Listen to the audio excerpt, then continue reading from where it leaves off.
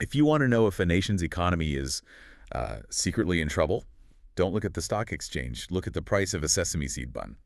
Which sounds completely absurd, but it's true. It really is. Welcome to today's deep dive. We are unpacking the fascinating and honestly almost absurdly accurate economics of the Big Mac Index. Oh, that's a great topic. We have an awesome source today. It's this really insightful article that breaks down how this very specific fast food burger, sold in over 100 countries, somehow evolved into a critical tool for global economists. Right. And our mission for you today is to discover why a fast food item is actually the ultimate shortcut to understanding the global economy. We're going to see how it reveals whether your local currency is, giving you a fair deal or basically ripping you off on the global stage. Exactly. And what's fascinating here is that the value of this burger to an economist has, well, absolutely nothing to do with its flavor or its nutritional profile. Thank goodness. Right. Yeah. It functions entirely as a data collection tool. It manages to tell this really vivid, highly accurate story about the world strictly from the consumer's perspective. Which is so rare in economics, honestly. Oh, totally. It cuts right through the dense academic jargon of macroeconomics to just show us the actual purchasing power of the money sitting in your wallet right now. I just find it wild that a consumer product with a shelf life of, a few hours, Yeah. that it holds the key to parsing international finance. It's pretty brilliant. It is. But before we dig into how the burger exposes all the structural flaws and, the unfairness in the global economy, we have to establish the baseline. Right, the theory. Yeah. We need to look at how the global financial system is theoretically supposed to operate in an ideal world. And the origin of this entire concept goes back to the 1980s to a writer named Pam Woodall at the Economist magazine. Yes, Pam Woodall. She basically brainstormed the Big Mac Index, and 40 years later, this quirky metric is still published annually. And financial analysts actually treat it with serious respect. They do, yeah. And the longevity of Woodall's idea speaks to a fundamental problem in economics, which is that measuring the relative value of different currencies is just incredibly difficult. Because everything is moving all the time. Exactly. So to understand her solution, you first have to visualize how money actually interacts globally. Currencies do not exist in isolation. They function in pairs. Right. The purchasing power of the money you earn is entirely relative to the strength of other currencies, and it's most commonly benchmarked against the United States dollar. Because the U.S. dollar is kind of the baseline. Yeah, it acts as the anchor for the global economy. It's the standard weight against which everything else is measured. Okay, let's unpack this. In this theoretical, ideal world, there's this foundational concept called Purchasing Power Parity, or PPP. That's right. And the source explains that exchange rates should naturally reflect trade dynamics. Mm. So, the value of a currency fluctuates based on international demand. If the global market desires American goods more than, say, Australian goods, the demand for the American dollar increases, and its value appreciates relative to the Australian dollar. And that fluctuation is meant to serve a balancing function. Purchasing power parity basically suggests that over time, through the constant flow of global trade, prices across the world should smooth out. Okay. It's like water finding its level across two connected tanks, right? Oh, I like that analogy. Yeah. If a product is cheaper in one country, demand for that product will naturally rise, which pulls the currency's value up with it until the price eventually equalizes globally. Okay. So if the water level is purchasing power parity, the exchange rate is basically the mathematical conversion that proves the water is level. Spot on. So let's look at the sneaker example from the source, because this is where it gets real for people. Yeah, this is a great example. If a pair of sneakers costs $100 in the United States and you apply the current exchange rate, those exact same sneakers should mathematically equal roughly, say, 150 Australian dollars in Sydney. Theoretically, yes. Right, theoretically. But any sneakerhead listening to us right now knows that is a complete fantasy. Oh, absolutely. If you walk into a store in Australia, you aren't paying the equivalent exchange rate. You are often paying vastly more. So the water isn't level at all. Not even close. Yeah. And that discrepancy between the theoretical exchange rate and the actual retail price on the shelf is the exact problem economists were struggling to measure accurately. Right.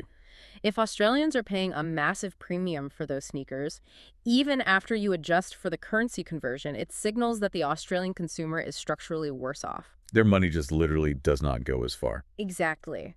But the issue with using sneakers to track this phenomenon, to see if a currency is overvalued or undervalued, is that consumer fashion is a highly unreliable measuring stick. Because the variables are just too chaotic. Very chaotic. A sneaker could be canvas, it could be leather, it could be manufactured locally or, imported with heavy luxury tariffs attached to it. Plus, brand prestige varies drastically by region. Oh, that's a huge point. Yeah, a specific athletic shoe might be considered a basic utility item in the US, but then it's marketed as an exclusive luxury good in Asia or Europe. So they jack up the price just because it's cool there. Right.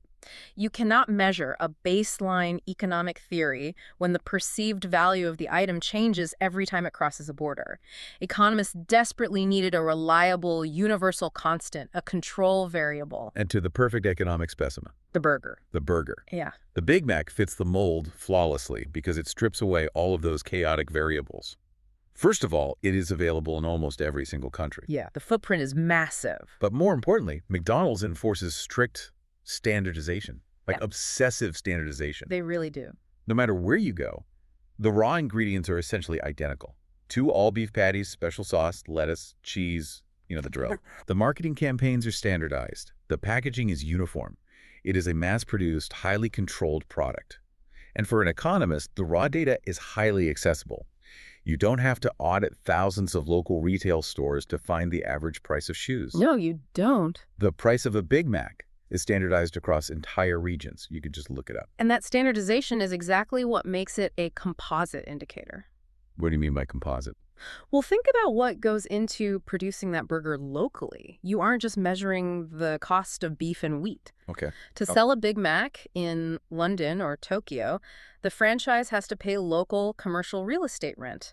They have to pay local utility rates to keep the lights on and the grills hot. Oh, I see. And they have to pay local labor wages to the staff making the burgers. Wait, so if an Australian is paying a massive premium for that burger relative to the exchange rate, it doesn't just mean fast food is expensive. No. It means the underlying costs, the rent, the labor, the utilities in that specific local economy are mathematically inflated compared to the U.S. That is the true utility of the index. It rolls an entire nation's localized economic friction into one easily comparable data point. That is brilliance. Yeah, and we don't even need to do complex math to understand the implications here. Right. If you convert the local price of a Big Mac back into US dollars using the current exchange rate, and the resulting number is higher than what the burger actually costs in America, that local currency is overvalued. Okay, got The it. consumer in that country is paying a hidden premium just to exist in that economy. And conversely, if the converted price is lower than the U.S.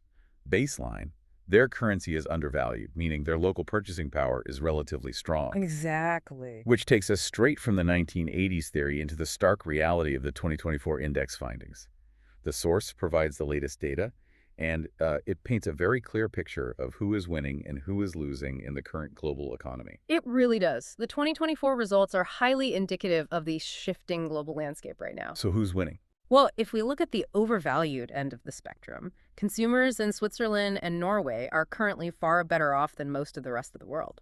Which totally tracks, given the economic reputation of those countries. I mean, if you are earning and spending Swiss francs, your local wages have kept pace with or even exceeded the global inflation of goods. Right. Your purchasing power is incredibly robust, which allows you to absorb the costs of those composite elements, the local rent, labor, and utilities, without feeling the squeeze that consumers in other nations are feeling. Precisely. But then we have to examine the other end of the spectrum. The losers. The losers, yeah. Australia has seen a considerable dip in its standard of living over the past year, according to the source data. The index actually categorizes Australian consumers as significantly worse off than Americans right now. Wow. And when we look at that categorization, we aren't just seeing a temporary blip on a chart. Right. That's the systemic. We are seeing a real-time erosion of local purchasing power. The average person in Melbourne or Sydney is working just as hard, but because their currency is undervalued relative to the cost of local goods and services, they are getting squeezed harder at the checkout than someone in Ohio. Yes, their money buys them less of the exact same lifestyle. And Australia isn't alone at the bottom of the 2024 list, are they? No, South Korea and Hong Kong are also firmly in the worse off category again this year. Interesting. The local dynamics in those regions, whether driven by real estate bubbles or stagnant wage growth relative to global inflation or just localized economic policies, they are dragging down the real-world value of their citizens' money. So for you listening, this is really the entire mission of our deep dive today. This index tracks exactly how much you are getting financially squeezed based entirely on your geography. Geography is destiny in this case. It is. It highlights this vast gap between the ideal world where prices equalize and the reality where your standard of living is heavily dictated by the specific local frictions of where you happen to reside. And this raises an essential question about the modern global economy. Oh, definitely. We have undeniable proof that price inequality exists and that it persists year after year. The original economic assumption that global trade would naturally force prices to equalize has basically failed to materialize for the everyday consumer. Right. The water tanks are not leveling out. They are not. Despite the rapid advancement of global supply chains and the internet, international commerce still lags incredibly far behind the theory. So why hasn't modern globalization smoothed everything out? I mean, if we know a currency is undervalued, why doesn't the free market just fix the discrepancy through sheer volume of trade? The answer lies in the persistent frictions of reality. Frictions. First, we have to look at government intervention. The standard economic models often fail to account for how aggressively localized import taxes, tariffs, and varying government policies disrupt that natural equalization of prices. Yeah, the source points to the global car industry as a prime example of this friction. It's a perfect example. A car is a globally manufactured product, but its final retail price is dictated by the specific tax regime of the country it's sold in. Makes total sense. The same applies to petrol. Petrol could never reach a uniform global price because every single government treats it differently. Right. Some nations heavily subsidize petrol to keep transportation costs low for their citizens, while others tax it aggressively to fund national infrastructure or, environmental initiatives. So the price is manipulated before the consumer even sees it? Exactly. These are the built-in frictions of reality that actively prevent the water level from equalizing. Okay, that makes sense for heavily regulated industries like automotive and energy. But the text also highlights a much more mundane, practical logistics problem that economic theory often just glosses over. Logistics are huge. Let's go back to those theoretical sneakers. If a consumer in Melbourne knows those shoes are drastically cheaper in the United States, economic theory suggests they will simply buy them from the U.S. Right, which would increase demand there and lower it in Australia until the prices match. Right. But the theory fails to account for the physical barrier of distance. It really does. The idea of natural arbitrage buying sheep in one market to force price equalization is deeply impractical for the average retail consumer. Exactly. It's not like someone sitting in Melbourne can casually jump on a 23-hour flight to the United States just to get a fair price on a pair of running shoes. No, the flight costs 1,000 times more than the savings. Right. The sheer cost of the logistics entirely negates the potential savings. So the local Australian retailer can safely maintain their inflated prices, knowing their local consumer base is essentially a captive audience. Yes, the physical isolation of certain markets acts as a protective barrier against the equalizing forces of global trade. Oh wait, this is where I start to push back on the traditional economic excuses. We have the internet now. Yes, we do. The 23-hour flight is irrelevant because we have global e-commerce. A consumer in Melbourne doesn't need to fly, they just need a Wi-Fi connection and a shipping address.